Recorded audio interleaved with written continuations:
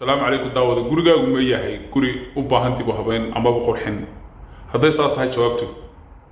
nala soo xidhi subscribe channel-kayga sidoo kale guriyaha qurxinaya siday u ekeed meheradu intay aanan shaqada ku bilaabin daawadayaal meesha miyaa la moodaa indhihiina deedeen macallina kadib markaan shaqo ka qabanay haddaba daawadayaal ma islahaydaan waqti dheer gurigaad ku jirta in laga bedelo mooyaane ama aad ka baxdo mooyaane rajo ma laha inuu guri qurux badan noqdo dadku ima soo wareegi karaan dad ma invite garan karo waayo waxaan diidaynaa gurigan arkaan in badan ma istiri waxaanu kugu bushaareynaa qurxinta guryuhu adigoon gurigaagii ka guurin oo ku jira si kastaba ha u weynaato dhibaatada uu gurigaasi leeyahay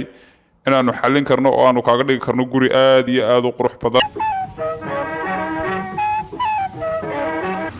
haddaba daawada haddii aad rabto in gurigaaga dib habeen lagu sameeyo مثلا marmarka laga bedelo ama guriga lagu rinjiyo inside out ama flooring lagu dhigo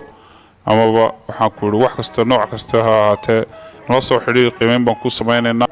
www.qurxintaguryaha.com nagala soo xidhiid fadlan ha iloobin inaad noo subscribe garayso jazakallah